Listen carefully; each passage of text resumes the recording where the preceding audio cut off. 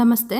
ನಾನಿವತ್ತು ನಮ್ಮ ತಾಯಿಯವರು ಹೇಳ್ಕೊಟ್ಟಿರೋ ಥರ ಬದನೆಕಾಯಿ ಮತ್ತು ಟೊಮೊಟೊ ಮೆಣಸಿನ್ಕಾಯಿ ಯೂಸ್ ಮಾಡಿ ಹಳ್ಳಿ ಶೈಲಿಯಲ್ಲಿ ಬದನೆಕಾಯಿ ಬಜ್ಜಿ ಮತ್ತು ಮುದ್ದೆ ಮಾಡೋದು ಹೇಗೆ ಅಂತ ಹೇಳ್ಕೊಡ್ತಾ ಇದ್ದೀನಿ.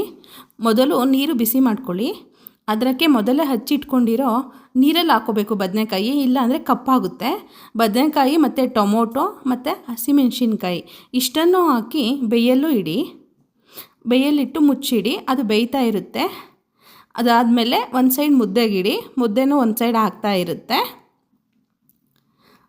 ಅಷ್ಟು ಆದ ನಂತರ ಮುದ್ದೆನ ನೀಟಾಗಿ ಮುದ್ದೆಗೆ ಸ್ವಲ್ಪ ತುಪ್ಪ ಹಾಕಿ ಮುದ್ದೆನ ತೊಳೆಸಿ, ಅದಾದಮೇಲೆ ಬೆಂದಿರೋ ಬದನೆಕಾಯಿ, ಹಸಿಮೆಣಸಿನ್ಕಾಯಿ ಮತ್ತು ಟೊಮೊಟೊ ಅಷ್ಟನ್ನು ಸ್ವಲ್ಪ ಉಪ್ಪು ಹಾಕಿ ನೀಟಾಗಿ ಕೈಯಲ್ಲಿ ಕಿವುಚ್ಕೊಳ್ಳಿ.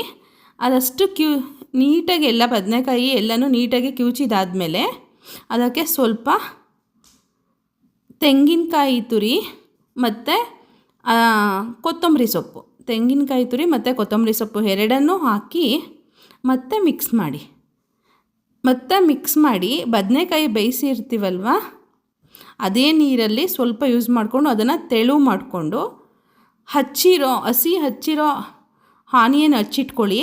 ಮತ್ತು ಒಗ್ಗರಣೆಗೆ ಕಡಲೆಕಾಯಿ ಎಣ್ಣೆ, ಸಾಸಿವೆ ಮತ್ತು ಕರಿಬೇವು ಹಾಕಿ ಒಗ್ಗರಣೆ ಹಾಕಿ ಹಸಿಯಾಗಿ ಹಚ್ಚಿರೋ ಈರುಳ್ಳಿಯನ್ನು ಹಾಕಿ ಮಿಕ್ಸ್ ಮಾಡಿದರೆ ಬದನೆಕಾಯಿ ಬಜ್ಜಿ ರೆಡಿ ಆಗುತ್ತೆ. ಇದು ನನಗೆ ನನ್ನ ತಾಯಿ ಹೇಳ್ಕೊಟ್ಟಿರೋ ವಿಧಾನ. ತುಂಬ ಚೆನ್ನಾಗಿರುತ್ತೆ. ಒಂದು ಸಲ ಮಾಡಿ ಟ್ರೈ ಮಾಡಿ. ಒಂದು ತಟ್ಟೆ ತೆಗೆದುಕೊಂಡು ಬಿಸಿ ಮುದ್ದೆ, ಬದನೆಕಾಯಿ ಬಜ್ಜಿ, ಸ್ವಲ್ಪ ನೆಂಚ್ಕೊಳ್ಳೋದಕ್ಕೆ ಕಡಲೆ ಬೀಜ ಹಾಕ್ಕೊಂಡು ತಿಂದರೆ ತುಂಬ ಅದ್ಭುತವಾಗಿರುತ್ತೆ. ಹಳ್ಳಿಯ ಶೈಲಿಯ ಊಟ. ನಮಸ್ತೆ.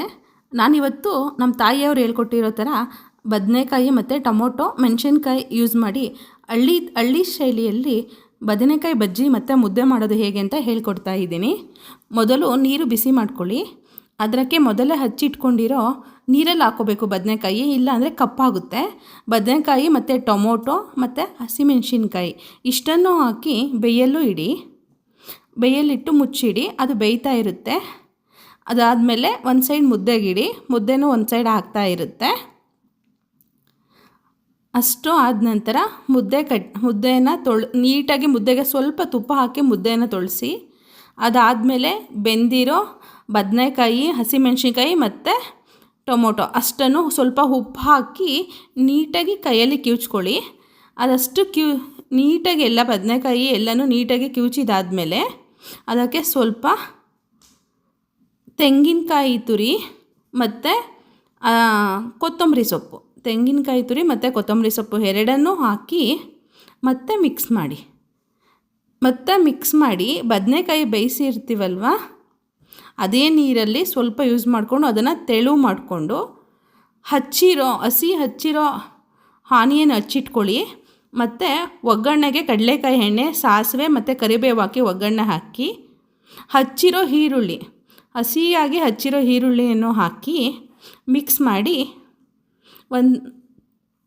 ಮಾಡಿದರೆ ಬದನೆಕಾಯಿ ಬಜ್ಜಿ ರೆಡಿ ಆಗುತ್ತೆ. ಇದು ನನಗೆ ನನ್ನ ತಾಯಿ ಹೇಳ್ಕೊಟ್ಟಿರೋ ವಿಧಾನ. ತುಂಬ ಚೆನ್ನಾಗಿರುತ್ತೆ. ಒಂದು ಸಲ ಮಾಡಿ ಟ್ರೈ ಮಾಡಿ. ಒಂದು ತಟ್ಟೆ ತೆಗೆದುಕೊಂಡು ಬಿಸಿ ಮುದ್ದೆ, ಬದನೆಕಾಯಿ ಬಜ್ಜಿ, ಸ್ವಲ್ಪ ನೆಂಚ್ಕೊಳ್ಳೋದಕ್ಕೆ ಕಡಲೆ ಬೀಜ ಹಾಕ್ಕೊಂಡು ತಿಂದರೆ ತುಂಬ ಅದ್ಭುತವಾಗಿರುತ್ತೆ. ಹಳ್ಳಿಯ ಶೈಲಿಯ ಊಟ.